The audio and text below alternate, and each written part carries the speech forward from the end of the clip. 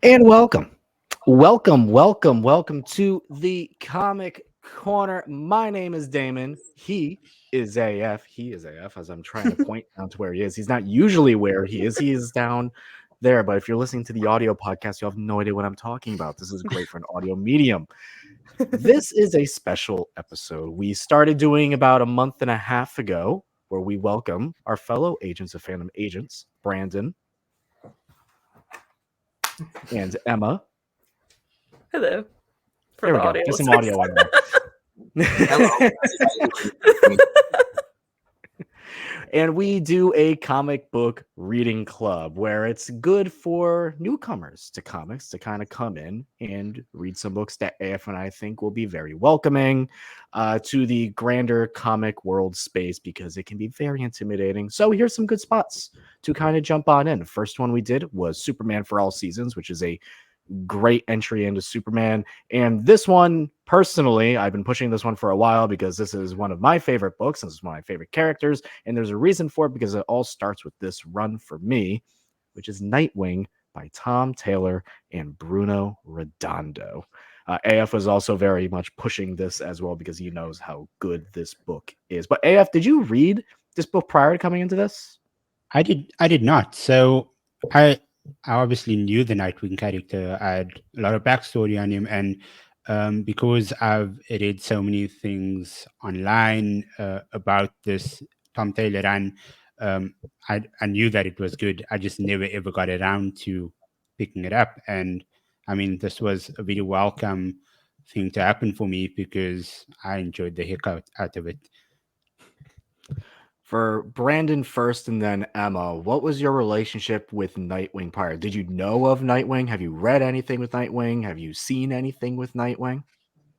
I knew of Nightwing, mostly from you, but I didn't know anything about him. I'm pretty new to this world, so this was a fun introduction, and I'm looking forward to talking about it with everyone. Emma, same thing with you? Yeah, same thing. I didn't know anything about this character besides just the fact that he exists. And so it's kind of fun going in blind. And I really like him. So I'm excited to learn more. So did neither of you, before going into this, because it does bring it up in the book, know who just Dick Grayson is, how he was the first Robin, his origin, how he was adopted by Batman? Neither of you knew any of that. Nope. No, So all that was kind of a cool surprise. I was like, oh, okay. Like they mentioned different characters. I was like, ooh, okay, this is kind of cool. Like, so yeah, I didn't know any of that. And I feel like that's a testament to the writing of Tom Taylor as well. Mm. He filled in blanks for people that came in blind, Yeah. and I think that's amazing. We I have it agree. here, Exhibit A. Yeah, and this book, let's just get right into it because I love this book. This book for me, and I'll say this word a lot. It's hopeful, it's positive, it's a big warm hug. This entire series has been, and this is just the first volume that we're talking about. This is Leaping into the Light. And this book starts with a bit of a flashback, way, way, way back when Dick Grayson was just a little lad and, he's getting bullied, but he handles it in the way he does. So, for a first scene, we're not going to go, scene by scene with this book, but for a first scene, I really enjoyed this first kind of like it sets the tone with him. Yeah. And again, it's very hopeful. It brings in that father connection, like we mentioned off camera, AF, the father connection with Alfred. And this is a world where this was a big shift in DC when this book came out, and it had to do with the death of Alfred. Do you want to set that up just so we kind of have a ground layer before we go forward? Yeah. So just like to speak on that whole relationship between Dick and Alfred, this book does a really great job in just explaining to the reader the type of relationship those two had. And personally, I didn't know that it was as deep. I always knew that they had this amazing like father son sort of relationship, but this book, like, it's amazing. It's just like it shows not only like his background, as you said, just the things about his parents as well, with Bruce, with Alfred. It's just such something.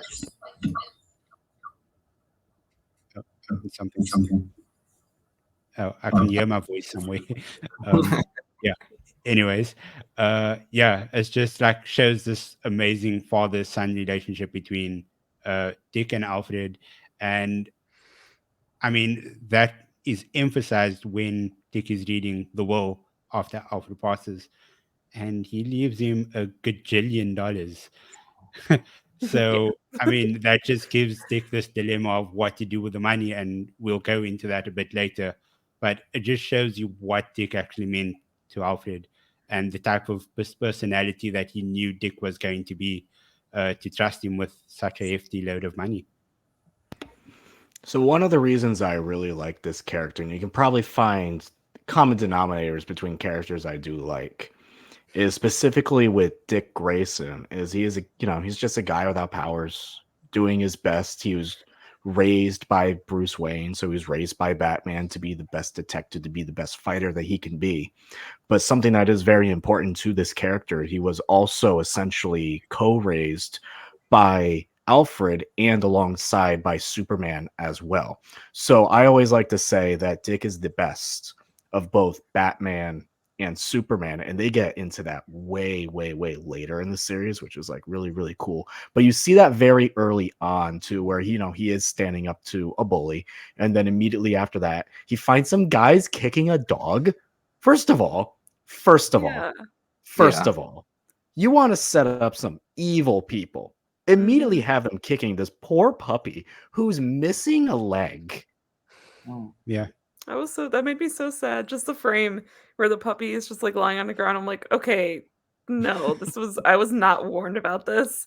Like, it makes up for it later, but I was just like, this is upsetting. Yeah, for sure. Oh, Tom Taylor's very good at pulling on the heartstrings with all this, and yeah, I'm gonna say his name a lot, but Bruno Redondo's art throughout this entire run, especially this first volume, is phenomenal. Incredible. The art in this book is probably some of the best pencils and colors I've seen in all of comic books that I've read so far in my life. I agree. And I mean, that's saying a lot. It's Bruno Redondo, and then I think it's Alfonso Lucas. Is that right? That's on colors. Mm-hmm. Or Bruno Lucas. Sorry. Yeah.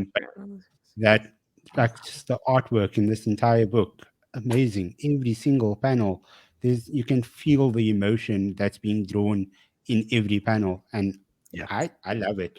Just going back to the puppy, amazing parallel right there when he's rescuing the puppy, and I think she bites his hand when he reaches out for her. And I think he says something along the lines of, this poor puppy has been through such a lot. Yeah, right there. And he takes it back to himself as well. He's like, he knows because he went through the same as well. And I just love that sort of parallel, because he goes on to adopt the puppy in the same way that Bruce Wayne ended up adopting him. So I love that parallel right there. There's something about Bat Family and strays. They really like picking up the strays in life, and the stray puppy, which he ended up naming Bitewing, which, first of all, 10 out of 10 name, Tom Taylor. So cute. It is best name ever. He ends up going on naming the dog an actual name, which is Haley. Now, do you know the reasoning behind the name Haley? Did you catch on that? So Haley is for Haley's Circus, which was a circus that he grew up with. Okay. Yeah. Yeah. So it was a circus that he grew up with. That was a circus that his parents were, the Flying Graysons, in which they tragically died. Later found out and retconned in a way. They were murdered. And that kind of all goes back later on, once again, in this book, because he's trying to find the real murder behind his family and all this stuff. Dick Grayson's family is kind of crazy. They made it a little crazier, and again, we'll get this towards later on. But another character that kind of comes in around the same time is Barbara Gordon, Babs, Oracle / Love it. Batgirl. Now, there's a lot of controversy when it comes to this character over the last 10 years or so because she was Batgirl, then she was shot, stuck to a wheelchair, became Oracle. Now, in modern comics, she can become Batgirl, but only for like a little amount of time. So they do get into her being Batgirl, but she primarily sticks with like that Oracle person behind the computer type of like, I'll get in your ear and I'll open up pathways for you. Their relationship, very fun. I like it a lot. And Telltale plays on that history. And what I Yeah. love about this book is that it is so welcoming to new readers that even if you don't know their history, you understand their history, because there's a good panel when the police go over to visit and investigate a murder. You're like, because where's Dick Grayson been? Because a man was murdered. We'll go back to that. But they're like, well, Barbara's like, well, he was with me last night. And I'm like, all right, well, what's the relationship between you two? And they just, great art here. They give each other a look. Yep, And then just just the big huff of exhale. And you're like, yep, it's complicated. And that's great. I love that. What do you both think make of Barbara Gordon in this book? Brandon, we'll start with you. I really like her. I like her a lot. I love the fact that she's very smart, and she helps him on his missions, and she's always in his ear. And I love that you can tell that they have that sort of lived in sort of history. As someone who's not familiar with Dick Grayson or Barbara Gordon, I could pick up on it right away. I'm like, oh, okay, that's what's going on here, and I like that a lot. Yeah, I completely agree. I picked up on their chemistry like right away just through the pages. And yeah, like going back on the art, like every like not villain is hot in this. Like like the main character, like specifically Dick Grayson and Barbara. Like I'm just like, okay, I really like this art. It's great. But I really so far like their relationship a lot. I think it's like the banter's fun. I love I have it up now, the whole like interrogation type scene when she's like helping him through it. It's just really knowing nothing about these characters, like I already just like am obsessed with them. AF, what is your relationship with Barbara Gordon? Are you more Batgirl Barbara, or are you Oracle Barbara, or are you just kind of like Barbara? She's great. Babs. Like I don't actually mind which form like I read her in, or I'll watch her on TV. Or I don't mind. Like I feel like the Barbara Gordon character is cool. Like whether she's in a wheelchair, she's badass. Whether she's jumping over rooftops or like just solving crimes, it's like she's an amazing character. And I feel like from what I've read in this trade thus far for this story, she is very much independent. She doesn't rely on anybody. She loves spending time with Dick. Obviously, like you, like that sexual chemistry and that tension between them. It's amazing. Like it's there for everybody to see. But she's very much independent. She can get things done on her own, and I feel like that's what makes her the amazing character that she is. So let's talk about the villains in this book, because we have a couple. Emma, and you brought it up. One of them, maybe not as attractive as the other. His name is Blockbuster. He, in a lot of ways, and they kind of portray it this way, you can think of him, and you probably did. Oh, this is DC's Kingpin. Right? Yeah, did I really kind of get that vibe? I literally wrote that down. Yeah, I had like 100%. crashing skulls over here. Yeah. Like I am the city. Like that kind of a more comic booky, a little more over the top version of Kingpin. Yeah. So yeah, he was interesting.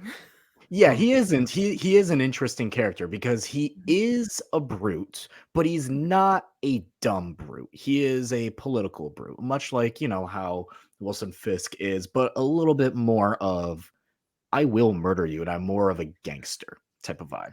They Yeah. do have a very similar vibe to them and a very similar look, except this version has a very long mullet. Yeah, that was Which, I'd like to see Wilson Fisk get a mullet someday. Why not? Like that'd be Do fun. we really? Yeah, why not? I could see Vincent D'Onofrio's I know. mullet. I would But love to another continue villain. Another villain who plays more of a prolonged factor throughout this entire run.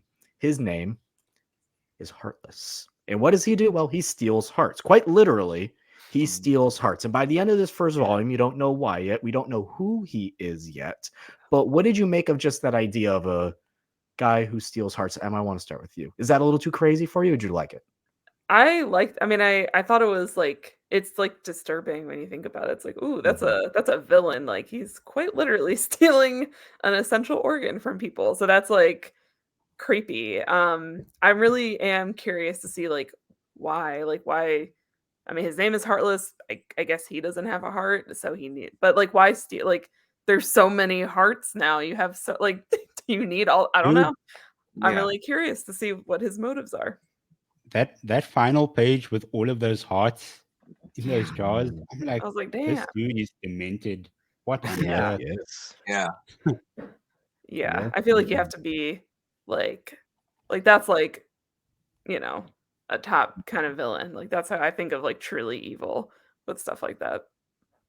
Yeah, exactly. And I feel like the way that they introduced him, where he basically kills the guy that Dick Grayson had just said, "I'm gonna get you a hotel room. I'm gonna take care of you for a month," and then he kills the guy, and then we follow Dick as he meets up with his kid and all of that. It's a great way to sort of make us care about like who this villain is, why he is the Yeah. way that he is. And yeah, that last panel freaked me out.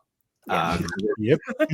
Because it's such an insane visual that he has all of these hearts lined up in a jar in jars. And yeah, I can't wait to find out why he's doing this, why he's stealing people's hearts. And yeah, and it's also very sad because obviously the children of all of the people that he's stolen hearts Yeah. from are homeless. So Dude, I felt so bad for that very first one that we saw. Same. Yeah. Because I mean, it just came off the back of that interaction with Dick, him Yeah. buying pizza for everybody and just like booking in a hotel room for the kid and his dad, and then that happens immediately afterwards. Yeah, that was super sad. Yeah. Yeah, Mommy hate Heartless already. Yeah, it's supposed to be sad, but it's also like, right before that you mentioned that Nightwing, well, Dick Grayson at the time, is just he's trying to do his best even as Dick Grayson. He's not just a superhero when he's in costume. He tries to do the best he can when he's out of costume too. And that plays a big factor later on. A small thing I wanted to point out just for AF, either of you could appreciate this too, but there's the page where they are getting the pizza. And if I don't know if you recognize this said Marvin George's Pizza. Yeah, Because it was Marv Wolfman Wolfman and George Perez. Perez were the pizza guys. Nice. Two famous Amazing. comic book creators. One of them, love George that. Perez, was the artist for Thanos. For the Oh, Infinity cool. Gauntlet. Okay. Nice. He passed away. But the there's beautiful little nods in here. Just like some not so subtle like that one, but there's others that are a little more subtle that I really do appreciate. Or just having Marvin George's kind of like pizza pop up throughout the series. Like it's kind of becomes an ongoing thing. I really, really like that. Oh yeah, there we go. I just Thank you. I was love trying to this find the book. page and I couldn't find it. Yep. So there's I mean, I just want to go back to the art real quick because again, I've said this during our main show with AF and I that this book has potential if it sticks its landing, which is coming up, to be my all-time favorite book. And it's not just because of the storytelling, but it's also because of the art in here. And there's just like the little things that remind me of that Hawkeye run where they show Dick using his batons to kind of like open a window and you see like the arrows on there. That is like almost like for like exactly some of the things you'd see in that book. And it just kind of like it's something you only see in comic books and that you can only see in that medium because it was supposed to literally show you how things are getting done. That's how comics were almost originally intended, at least for the army, for the US military. That's what they were for. So to kind of go back and use those types of nods like in the storytelling with this to show how Dick's like, how is he getting into this window with just his batons? Well, we're showing you. Here's some arrows and how he's doing it, where he's like, oh, he presses a button. You can see him press the button. It's great. I love the little stuff like that. Like, again, I cannot talk enough. I mean, the characters look great, of course, but Yeah. that is specifically the paneling in here, how it tells the story. It's just like 100%. just masterfully crafted. The colors are so pretty. Like Yeah. just every, I mean, it really is like, this is like what makes like, I love comics like this because it's just the art. It makes it for me, honestly. Like I need a good story, obviously, but I love to be able to, like, it's a visual medium. So I want to enjoy like what I'm looking at. So this is like 10 out of 10. Before we go into a big, Brandon, I'll let you finish first. But before we go into a big thing with Dick Grayson's family that we have to discuss, because this is a big introduction that is brand new to the series. You mentioned the colors, so I have the hardcover right here. Ooh. And this is the hardcover image. Where if you go like this, so you know, great. oh, it's gorgeous. If you go like this, it's the full city of Bloodhaven. Oh, Wow. that's so cool. But the colors, again, it's That is stunning for the audio listeners. It's a sunset with a silhouette of Dick Grayson doing a full swan dive with the sun behind him, with the city skyline behind him. Gorgeous. Like, I'm not one to pick up hardcovers, but just because of this, I had to. Brandon, finish your point. Yeah, no, I was just gonna say, like, one of the first things that I thought as I was reading through was that I really love Bruno Redondo. Is that it? Redondo. Yeah, I love his art. It's absolutely gorgeous. Like for me, and I think with M as well. I think I think the art in Superman for All Seasons kind of took us a little time to get used to. Big giant neck.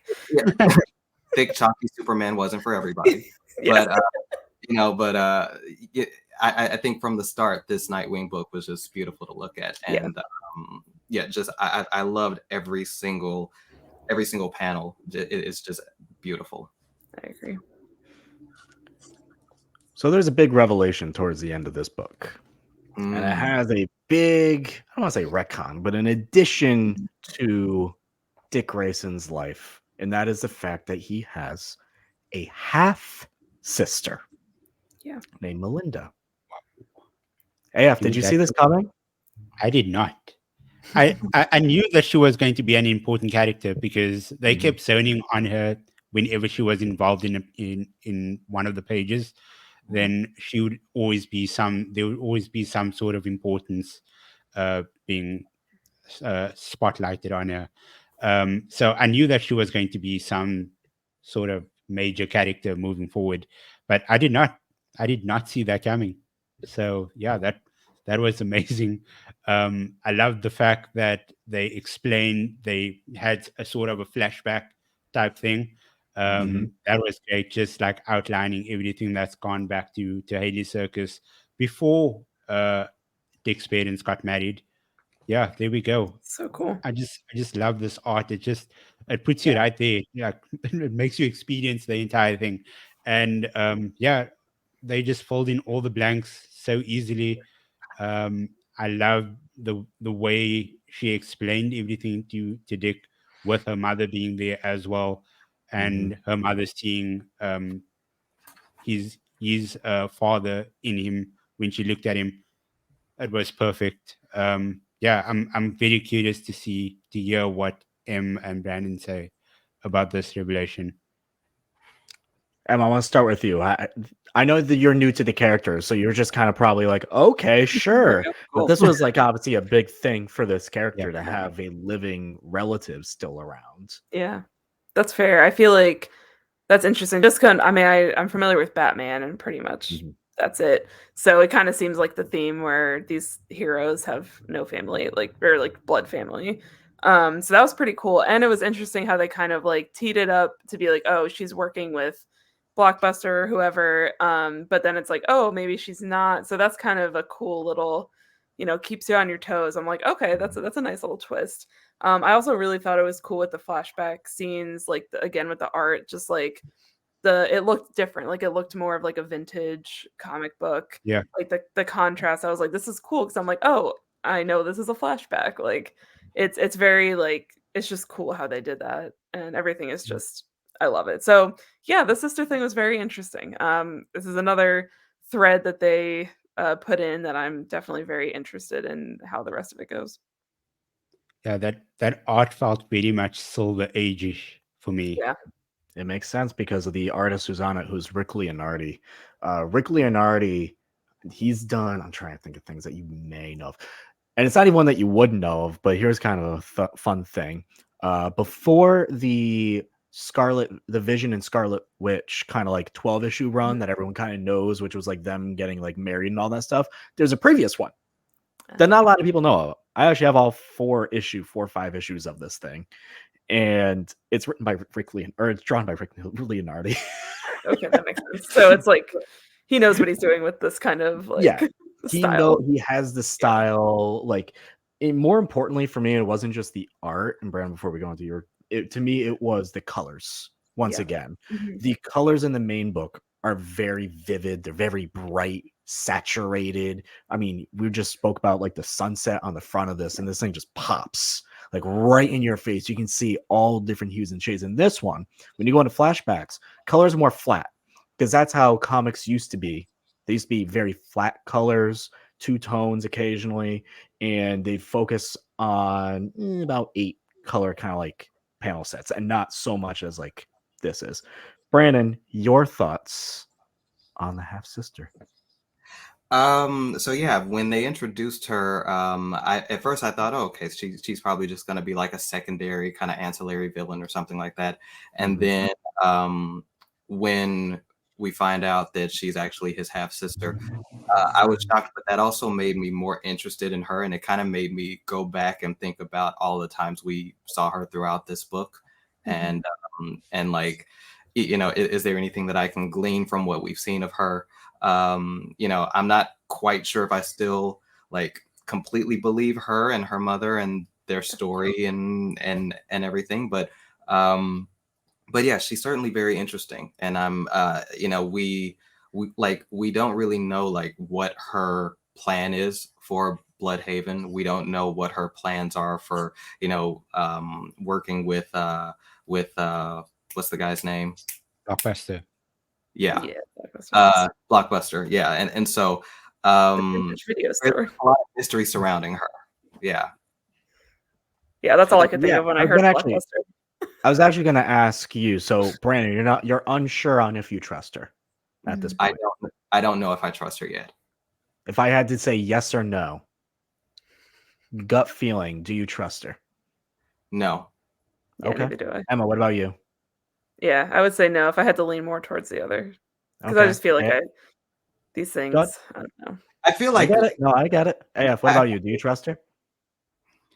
I don't know because I've been reading comic books a long time, so I'm leaning on the yes side. I think I do trust Leaning on her. the yes side. Okay, Brandon, why no? See, I feel like in most media in general, whenever like a sibling pops up out of nowhere, it's usually not a good thing. Yeah. Yeah, for sure. Like literally anything. Even like I just thought of Psych off the cuff when it's actually like when it's not John, it's the other guy. I forget his name right now. But he pops in, it's Juliet O'Hara's brother. He just like comes in randomly and he's like an army person.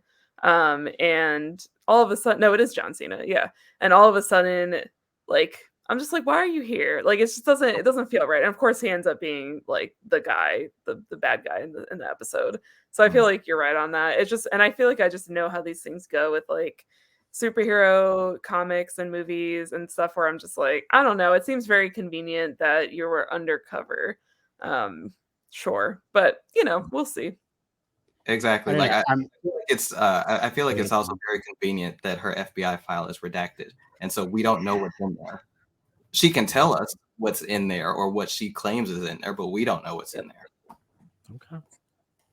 Okay. yeah, I mean, I'm not spoiling anything for you guys. So yeah, dude, I'm reading this. I'm buying the next Yeah, I trade wanna. and the next trade.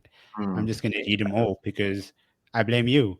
Well, and, Yeah, now but I yeah, want to go back and buy the like actual like I have it on like loan on my iPad. I'm like, well, now I have to own the physical copy. So there goes my hopes of saving money, but it's okay because it's just so pretty. I lean more to the yes side. It's mainly just because I want Dick to have some real family, man. Fair. Like, please let this be true. Let the guy have some family and don't wreck him. So I'm more leaning to the yes side because of my heart rather than my mind. I feel that. So after Melinda reveals herself and her mother, because I think that was really the thing that was trying to get Dick to be like, I'm not BSing here type of thing, is I'm going to bring my mother involved. And she was very obviously clueless about her daughter kind of being like working with Blockbuster of it all, right? Like that was very much to her a secret life of hers. Dick and Blockbuster, they kind of have a little fight, helicopter casually, and then goes on to be life as Dick Grayson, which again, I've mentioned it before, and we're going to the end of this book at this point. Dick has billions of dollars at this point, right? He got it from an inheritance from Alfred. And what does he do with it? What does he do with it? I love what they do with it. They set him up so he is, he's been in Bloodhaven for a while now, even prior to this, because if you guys didn't know, I know this is volume 1, but the fun thing is you actually started at issue 78. Of course. Yeah. Yep. There's way more than 70 issues prior to that. We're not getting into it because DC Rebirth and New 52 and the original is very complicated. We're not going into that, but just so you know, and this is why I do like telling people you can pick up a comic at any point, ideally at the beginning of a run, but you picked up issue 78 and you're able to completely get on board here, right? But this was it was a soft reboot, if I'm not A little mistaken. bit. It was. That's when you have a new run, when a new artist and a new writer come on, it's a good pickup point, right? Yeah. But it's still within continuity of the previous issues. He's been in Bloodhaven. Him and Barbara Pryor had a very complicated relationship. He had relationships with other people too, but you get that in this, and that's what I do really like about it. So back to what Dick Grayson, what he is doing, why I love him as a character is because he tries to do the best for everyone around him. He goes to the city and he's like, what does this city need? I've seen it at its worst. I've seen these children in tents by the water. Like, how do we fix this? So he goes to the hospitals. He goes to social services. He talks to his friends who are the Titans, and he talks to Superman to be, is this a good idea? Am I I know the intention is there, but is this a good idea? And you have a great moment, the two of them just like the most powerful being in the entire universe with a guy who's just a guy in a suit. Right? But the respect they have for each other. It's why I love it. And what he ends up doing is he makes a place called Haven, which is essentially a place where anyone who's homeless, anyone who needs it, can go and stay. And it has healthcare and it has job opportunities. And this does go back to some of the stuff he tried to do in Rebirth as well. He's been trying to help this city on the ground level too, but now he has the finances for it and he's taking full advantage of it. I just like it's why I like this character. I mean, I've said it multiple times, but he is like the embodiment of hope. He really like Yeah. because he was like the product of Superman. Superman is hope, obviously. It's what the Sigma stands for. But he takes that and then everything that like Batman has taught him to like worry about the little guy, and you have to actually solve the problems in the city. They don't solve themselves. So being able to like do that, I'm rambling, but I freaking love this book so much. Yeah, Yeah. that's amazing. Go ahead, Em. Oh no, I was just gonna say the absolute respect I have, because that's how I feel like billionaires should be. Like he says no one person should have all this money when other people have nothing. I'm like, exactly. So he gets it. He cares about the wealth inequality, like he cares about people. And I just thought that was, and especially putting it like the Alfred Pennyworth Foundation, I just thought that was so cool. Yeah. Just everything he does, I'm like, I really like this person. Like, this is great. Yeah, I love this about him. This is one of the reasons why I really resonated with this character almost immediately. I mean, first, we see him, fighting off the bullies and everything, and and taking care of the guys who were torturing that poor puppy. But I love that he, he's very altruistic. He's, he wants to take care of the people around him and the people in his city. There's the moment where Heartless, I guess, is about to I think, was it Heartless? Was about to blow up the pier. And he calls for help, and all of the ships respond, and that was so cool. such a special moment. And and then of course, I mean, with the Alfred Pennyworth Foundation, the fact that he's addressing affordable housing, public housing, employment access, prisoner rehabilitation, renewable energy, healthcare, getting everybody like a guaranteed living wage, like all of that stuff that's like real world issues. And it did make me think that like, we need more billionaires like that in our world. Yeah. I'm really happy you brought up the ship moment. Because it is it cheesy? Sure. I don't care. Is it like the whole thing when Star Wars it's like, oh, they came and it's like all this I don't care, because in this context it's important, because Bloodhaven from the outside is a very corrupt, a very dirty, a very selfish city, but this character believes it is and can be more than what it is perceived to be. He believes in second chances. He really does. He believes that there's good in this city. There's actual good people that live there. So he put his trust in that moment in this city. Not just like, I can stop this. He could have if he wanted to, but he said, no, I'm going to do what I can. I'm going to put the rest of it on the city to help. And they did come, and help. And it showed him, and I think that like that moment made him really look back and be like, see, they showed me that they can do this. I was right. And that means if I invest in this city, if I invest in these people, it'll only come back in a positive light. And if I mean you first next.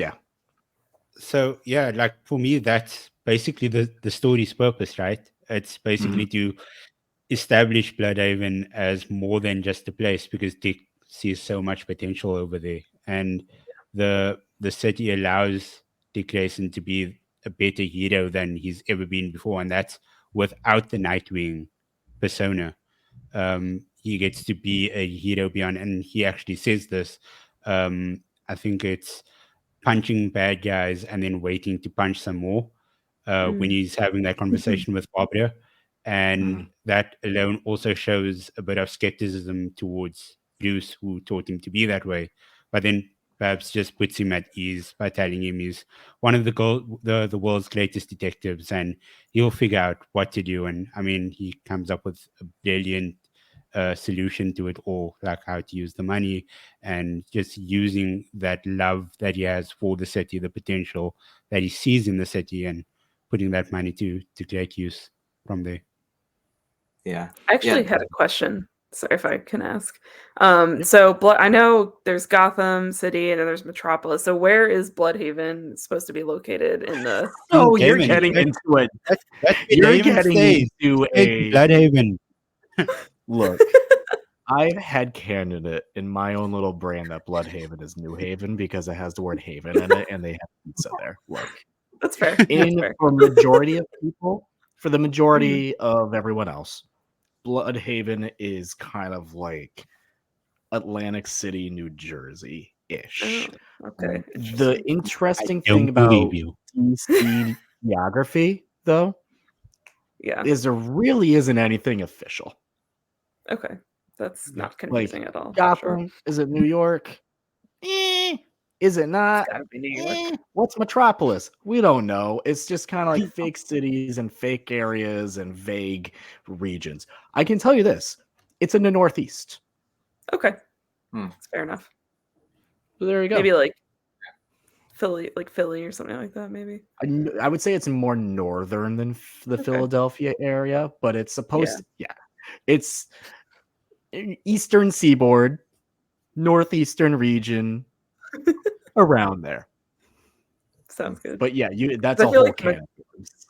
Okay, that's fair. Yeah, I'll have to go down a rabbit hole of research on my own because I feel like Metropolis gives me like Chicago or like LA vibes personally, and then Gotham has always just been associated with New York in my head, so makes sense. I've always liked to say, and this is just my ideology of it, that Metropolis and Gotham are both New York. But one is the truth and one is the ideals, right? Gotham is almost New York's truths. It's grimy, it's dark, it's like a little too true. It's like things that you like, it's the worst of it. But Metropolis is what New York strives to be. It's the ideals of New York City. It's the best of it. It's the big shining ideas. It's a little bit of a yin and yang type of approach, a black and white. But that's how I like to see the two, is like there's many different like interpretations of it. There's some where it's like Metropolis and Gotham are very separate from each other. And then there's other interpretations where they're really divided by a river. Interesting. Okay. So it's I didn't expect us to get into the DC geography bit, but I know, I was just so curious while I was reading. I was like, I need to know. It's a mess. That's all you need to know. Perfect. There's in the Fair Young enough. Justice TV show, they actually put Gotham hilariously in Bridgeport, Connecticut. Oh, okay. That's Which, a if you choice. know Bridgeport, Connecticut, by the way, perfect fit. Yeah, that's fair. Okay, I'm gonna have to go down a little rabbit hole about this. So, I'll let you know if I Before figure I it got on I just love the fact that M is doing research on DC. out. Yeah, see what you guys have done. This is all direct inspiration. I love that you're thinking about geography. Like, I'm fascinated by the weirdest stuff sometimes. Like there are certain things that my brain will just like fixate on, and so now I just need to know everything. yeah. Do it. Well, before we got on the geography tangent, I did want to say that that the ship moment is very. It's almost like a nice counterpoint to the moment right after Dick meets all of the homeless kids, and he says that this city never fails to hurt him. Yeah. And so seeing all of the ships respond and seeing that there actually is good in Bloodhaven was a really nice touch. Yes, cheesy, but cheese is my middle name. I like it. Exactly. Sometimes you just This book is need it. supposed to be a little cheesy. If you don't, if you don't like the cheese in this book, I don't think you'll like it. But it's supposed to be, feel good. It's supposed to also punch you right in the gut too at the same time. A character we haven't mentioned yet that I do very, very quickly is another Robin, the current Robin. Another Robin who is also a current Robin, because the whole Robin scenario, as AF knows, is also a freaking mess too. We got Tim in this book. Dude, I love AF, Tim. do you want to kind of explain who Tim is really quick, if you can?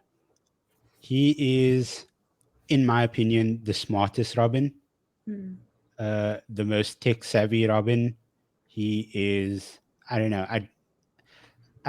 I can't really describe him other than that, because whatever content I consume about him, he's always busy with some sort of gadget, and he's trying to like school Jason Todd on something that he should know, because they briefed him on it already, but Jason never takes note.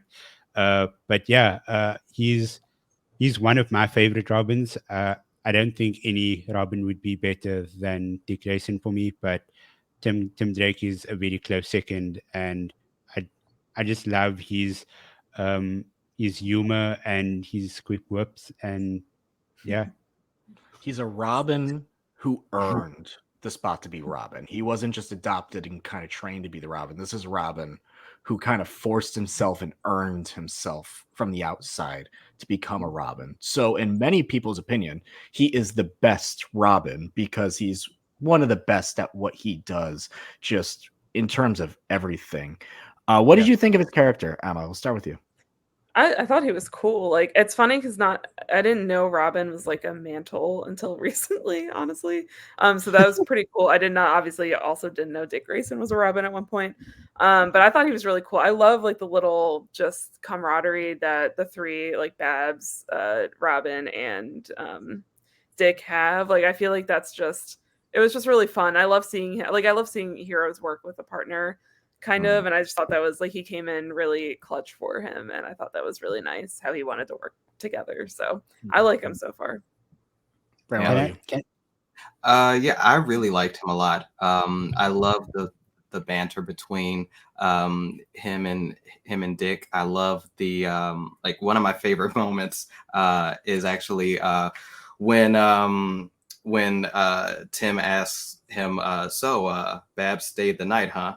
And then and Dick says, I slept on the couch, and then we have Babs here saying, you know I'm on this channel, right? Yeah, that was great. Yeah. It's just funny. And I love that he like that Tim gave him a wallet with a chain. Like after his wallet was, he's like, here, you need this. You know, it's just little fun things like that.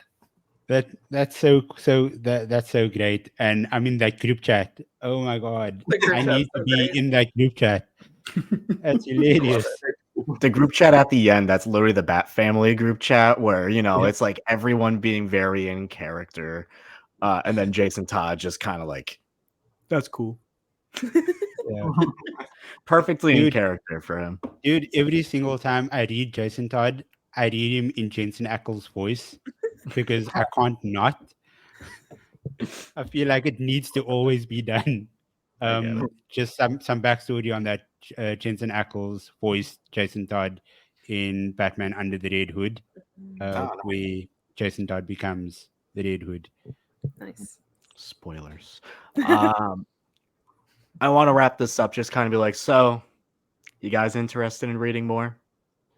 Yeah. Yes, absolutely. You like it? What It you was got good. first? Did you like it? Did you like it? I did. Did you like I it? really, I like it. I like it. I That's really my three- did enjoy it. Yeah, 3-word review. I like it. the Damon review. You liked it. Great. Awesome. AF, I know you said you were you're kind of hooked now. So now when we do a regular show, you should be all caught up by then, right? I don't think so. I first need to. It took me, I think, 21 days for this current volume to be delivered, because they don't stock it here. So I had to do a parallel import. So it will probably be another 20 days or however long it takes to get here. Every 20 days, you'll get to read a new volume. So. So good news, of course, there is more, which is yay, there's more to this book. We're currently on, I want to say, like volume 6. Volume 2 is great. Volume 3 is very, very, very good. Volume 4, they bring in the Titans and it becomes more of a Titans book. And then volume 6 is where we're starting to wrap it up. So it's been a very, very good run. I've been saying this. If Tom Taylor lands this at the very end, this has potential to be like my all-time favorite run. Yeah. My biggest worry is, and I'm terrified because I just kind of how comics work sometimes. Usually if you kind of come in and you make some changes, and when you leave, they kind of want you to put it back where it was. Yeah. I don't want that.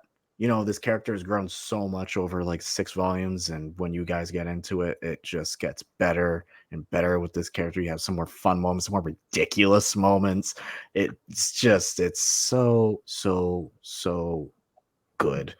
And it just proves to me that it's like, this is why I like this character. It's because, he's a good guy. It makes you feel happy. It's how you should feel. For me, the last 2 books we've done Superman and Nightwing, 2 Very superheroes good. that, Yeah. when you finish reading it, it makes you feel good. It makes you be like, oh man, this is kind of like how I feel like a superhero book should be. Yeah, absolutely. Yeah. Any final thoughts that you have on this book that we haven't brought up yet? I don't think Like, I just want to make a comment on the ending, or not really the ending, in the final pages where you spoke about him going to speak to all of these different people. I mean, he goes to the Titans, to Leslie Tompkins, Lucius Fox, and Superman. And for me, that just showed how Tom Taylor, he understands that even the bravest of heroes in the DC universe need to be able to lean on people close to them to discover their potential, and that's exactly what he did in that moment with Superman. So yeah, I love that. And even the bravest of heroes are a little nervous to do all of this, which is why he went to Superman to kind of be like, Yep. is this a good idea? I don't know. I'm second guessing myself. Yep. Yeah. And it's, fun fact, Superman actually gave Nightwing the name Nightwing, in case you didn't know. Okay. Interesting. I did not know that. Yep. Huh. There you go. So they have a very long history together, as I mentioned. There was kind of like a co-parenting thing, and the deeper you get into it, you see some great moments between Dick and Superman and his son John that I just freaking love, man. It's just so good. It just big warm hug every time.